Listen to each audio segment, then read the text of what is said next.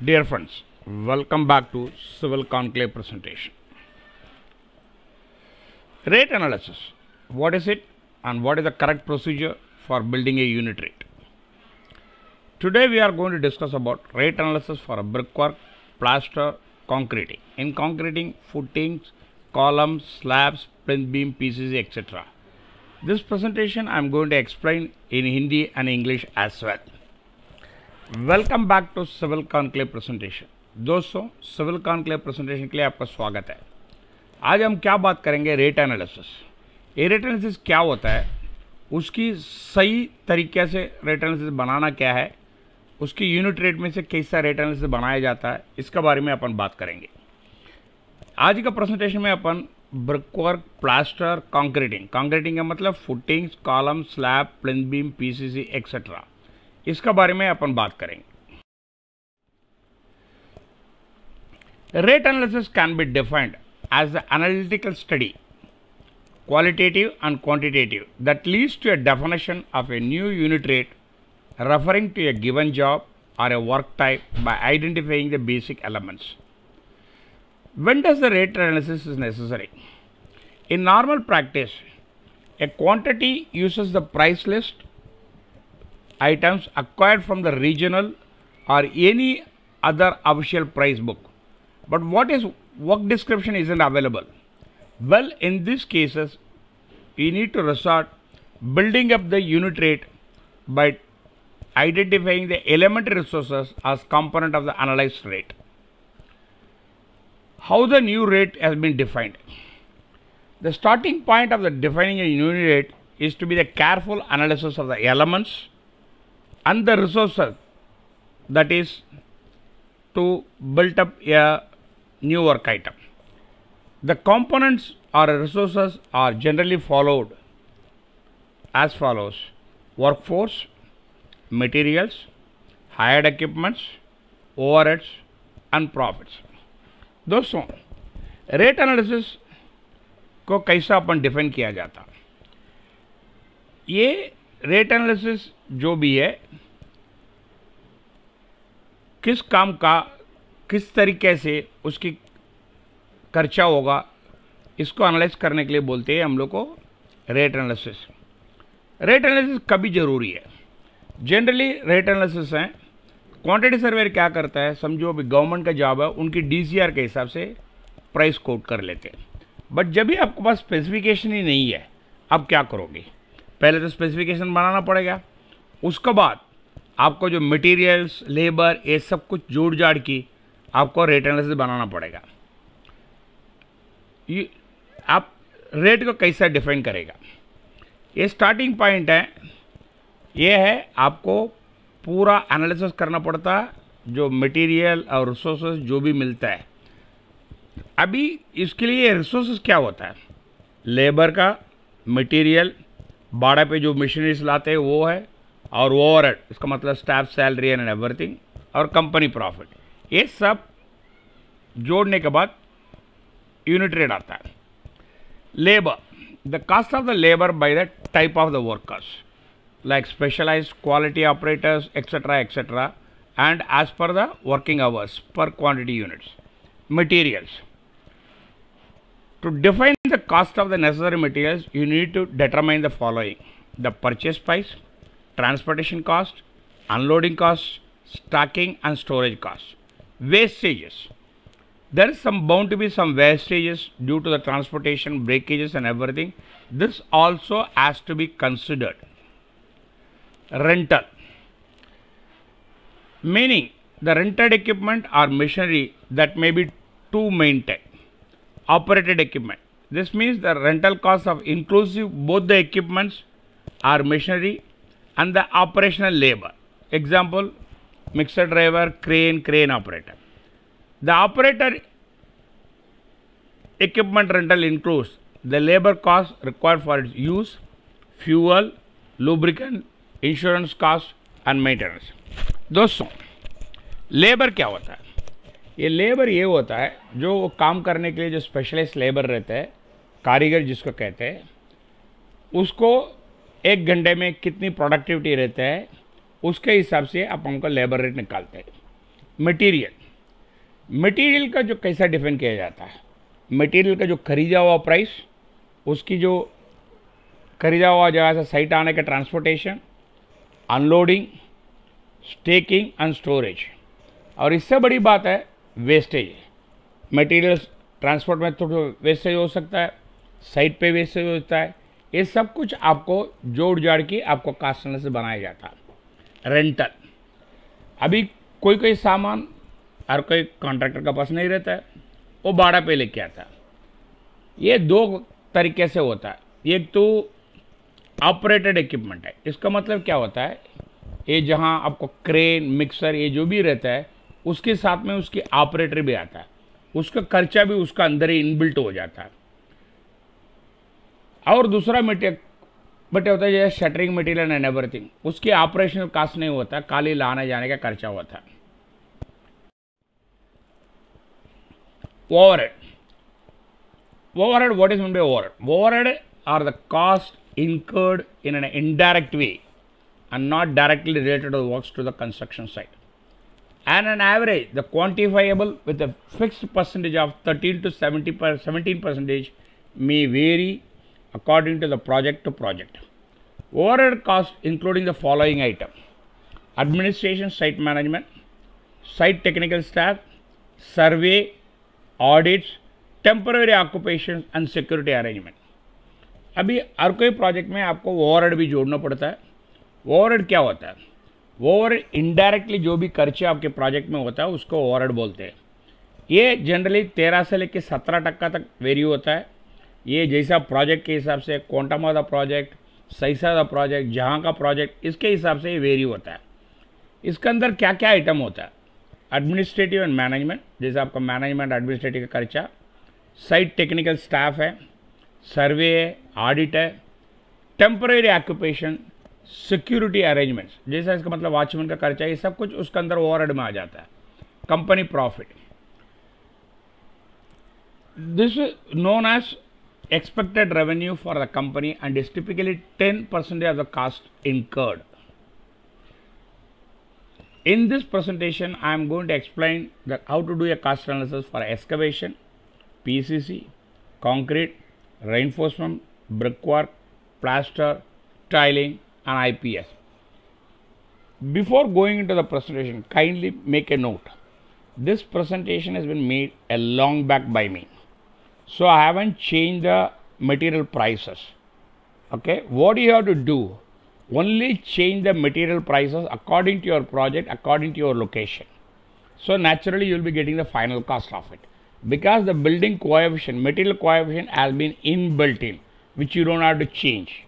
Okay, now let us go into the presentation. Brickwork, volume CFT is 100 CFT, motor is equal to 25, that is the wet volume. Dry volume will be 32.5. Rate, the ratio mean 1:6. That means 1 cement and 6 mortar. Cement 210 rupees per bag. Sand 5 rupees CFT. Okay. Total 7. That means 1.5 rupees per number. Okay. Cement 4.46 CFT, that means 3.71 bags, 760 rupees. Sand 27.86 CFT, 139. Bricks 1350, 2025 रुपया. Amount for 100 CFT 2944. Labor 6 rupees per CFT, 600 rupees. So total खर्चा है, material का खर्चा हो गया 6,488. Water charges 5%, 324. Scaffolding charges 5%, 324. Grand total 7136.8. So the rate per CFT will be 71.37. Brickwork है, 100 CFT के brickwork का बात करते हैं, इसके लिए मोटर लगता है 25, ड्राई वॉल्यूम लगता है 32.5, रेशियो अपन पकड़ते हैं 1:6 का। सीमेंट है 210 रुपये पर बैग, सैंड है 6 वॉल्यूम होता है, ओके, दैट इज 1:6 का मतलब सैंड 6 है, 5 रुपया पर CFT, टोटल 7 है, ओके। ब्रिक का प्राइस है 1.5 रुपीज़ पर नंग। सीमेंट है 4.46 CFT, दैट मीन 371 बैग्स, 780 रुपया। रेती है 27.86 CFT, 139 रुपया। ब्रिक्स हैं 1350 है, 2025 रुपये हो गया। अमाउंट है 100 CFT का 2944 हो गया। लेबर है 6 रुपया पर CFT, हो गया 600 रुपया। सो टोटल हो गया मटेरियल का खर्चा, मटेरियल और लेबर का खर्चा 6488। इसके अंदर वाटर चार्जेस हो गया 5% 324.40। स्कफोल्डिंग चार्जेस हैं 5% 324.40। टोटल हो गया 7136 रुपया 80 पैसा। ग्रैंड टोटल है 7137। इसके अंदर आपको आपका कंपनी का ओवरहेड ऐड करना है, प्रॉफिट ऐड करना है, कोई टैक्स अमाउंट है वो भी ऐड करना जरूरी है। दिस इज अ बैर कॉस्ट है। अभी 4.5 का बांधकाम है। एरिया अपन 100 स्क्वायर फुट पकड़ते, वॉल्यूम होता है 37.5 CFT होता है, मोटर 9.4 को होता है, ड्राई वॉल्यूम 12.2 CFT होता है, रेशियो है 1:4 है। सीमेंट 210 रुपया पर बैग, सैंड 5 रुपया पर CFT, टोटल 5 हो गया 1.5 रुपीज़। सीमेंट है 1.95 बैग्स 410 रुपया, सैंड है 9.75 CFT 49 रुपीज़, ब्रिक्स 506 नंग 759 रुपीज़। अमाउंट 100 CFT का 1218 रुपया, लेबर 4 रुपया, इसका हिसाब से 400 रुपया। टोटल मटेरियल और लेबर कास्ट 2836 रुपया। वाटर चार्जेस 5% 141.80 रुपया। स्कफोल्डिंग चार्जेस है 5% 141.80। ग्रैंड टोटल हो गया 3119 रुपया 60 पैसा। CFT का रेट होता है 31 रुपया 20 पैसा। इसके ऊपर भी आपको ओवरहेड जोड़ना है, प्रॉफिट जोड़ना है और टैक्सेस जोड़ना है। ये सब जो कास्ट है मैं आपको बता रहा हूँ, इट्स अ बैर कास्ट। अभी roof slab volume we consider 1 cubic meter, so naturally we want a dry volume of 1.54. What is the ratio we are considering? 1:2:4. Cement 210 rupees per bag, sand 5 rupees per CFT, crushed sand 7 rupees. So core, okay, total 7 हो गया। Cement है 7.77 CFT है, इसका मतलब 6.22 bags है, 1305 है। Sand है 0.44 cubic meter, that means 15.54 CFT, it will cost you 78 rupees. Crushed sand है 0.88 cubic meter, that is 31.08 CFT, 218 रुपया। अमाउंट हो गया 1601 रुपया मटेरियल का प्राइस। लेबर 4 रुपये CFT, 141 रुपया। टोटल लेबर और मटेरियल 1742। फॉर्म वर्क का मटेरियल और लेबर का 30% पकड़ लेते हैं 523। टोटल हो गया मटेरियल और लेबर 2265 रुपया। वाटर चार्जेस है 113 रुपया। टोटल कास्ट हो गया 2378 रुपया। ग्रैंड टोटल है 76 रुपया 67 रुपये 32 पैसा आपको पर CFT कास्ट होता है। यही फाउंडेशन में सेम रेशियो है।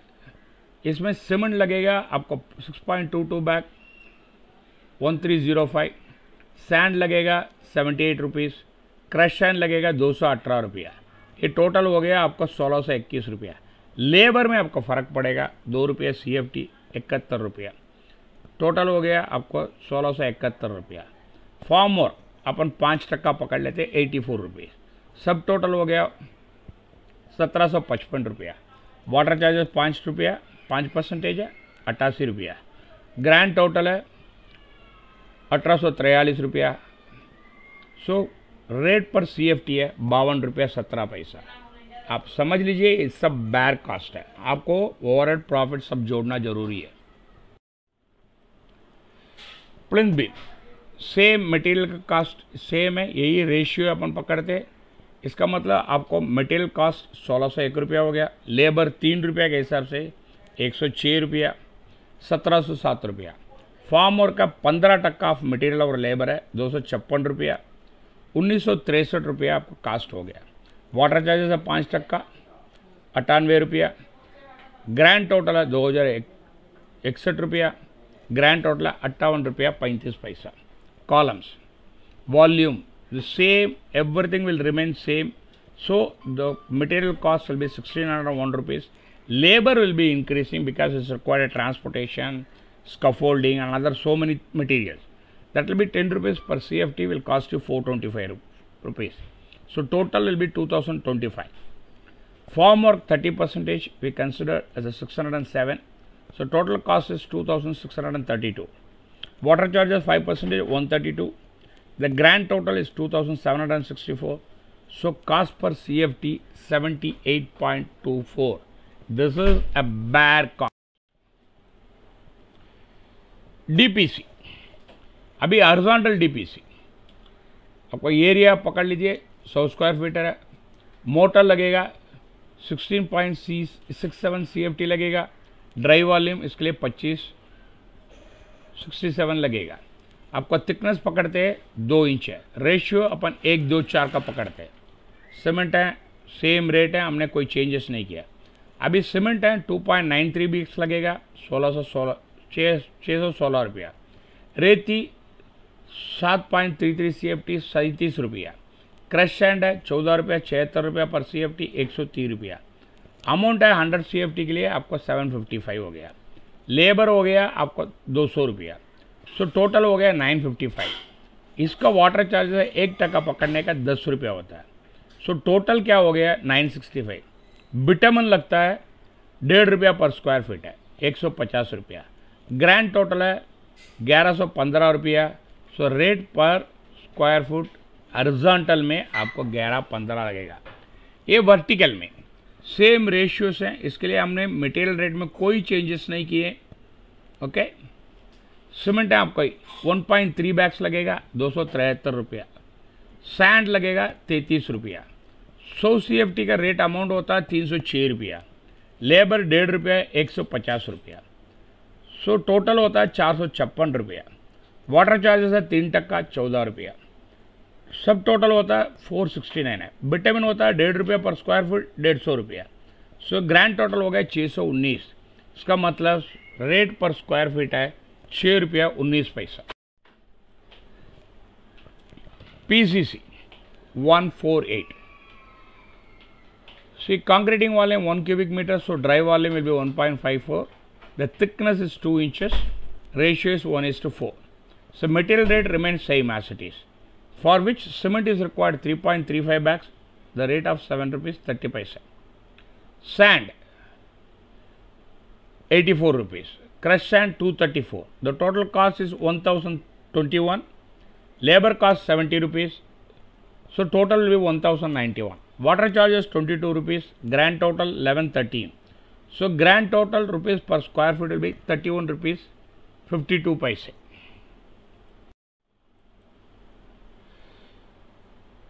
Plaster in concreting surfaces. See, why I say concreting surface and masonry surfaces changes, it is totally depend upon the thickness. Area 100 square feet. Mortar we require 4.17. आपको dry volume लगेगा 5.42. Thickness है आधा inch है. Ratio है 1:4 का. Cement है 210 रुपया. रेती है 5 रुपया पर CFT. सीमेंट है 0.87 बैग 182 रुपया.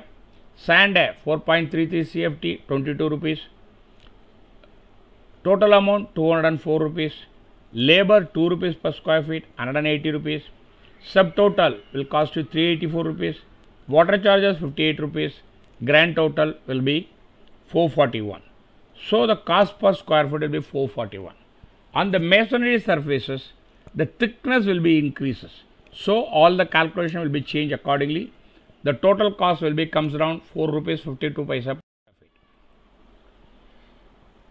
Concreting PCC, which I already told you. As this race analysis has been prepared long back, the rate might vary according to the current prices and location. Coefficient will not change. Change the labor, only the rates, you will get the final ITE.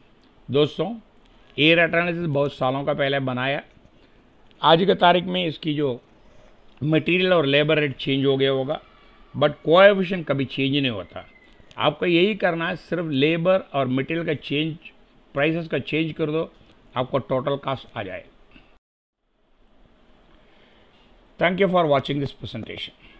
Kindly subscribe, like and share, which will motivate me for a further good presentation. In case of any queries, do not hesitate to write to me. The response shall be at the earliest. For the Excel sheet, you can refer the following link which has been provided, because so many people are asking me, provide me the Excel sheet. So I given this time the Excel sheet. You can, through this link, you can download the Excel sheet. You can contact me at civilconclave@gmail.com or at my Telegram group, Civil Conclave Telegram group. The link is as follows. दोस्तों, ये presentation देखने के लिए आपको बहुत धन्यवाद हो। आप इसको सब्सक्राइब कीजिए, शेयर कीजिए, इसके कारण मैं आपको अच्छी प्रेजेंटेशन दे सकता हूँ। आपको कोई सलाह सुझाव है तो आप मुझे लिख सकते हैं, जवाब जल्दी से जल्दी हो जाएगा। अभी इस प्रेजेंटेशन का एक्सेल शीट का आपको नीचे एक गूगल ड्राइव का लिंक दिया हूँ, उसमें जाने से आपको एक डाउनलोड कर सकता है। क्योंकि हर कोई आदमी पूछता है मेरे को एक्सेल शीट नहीं मिलता है, एक्सेल शीट नहीं मिलता है। इस टाइम मैं एक्सेल शीट भी बनाया है, वो आपको एक्सेल शीट में से डाउनलोड भी कर सकता है। आपको कोई पूछना हो तो आप मेरे को civilconclave@gmail.com में लिख सकता है, और at my Telegram group civil conclave Telegram group में लिख सकता है। द लिंक है नीचे दिया हूँ। दोस्तों, इस प्रेजेंटेशन को लाइक कीजिए, सब्सक्राइब कीजिए, सो दैट मैं आपको और प्रेजेंटेशन अच्छी प्रेजेंटेशन दे सकता हूँ। Please subscribe, like and share, so that I can give you further more good presentation.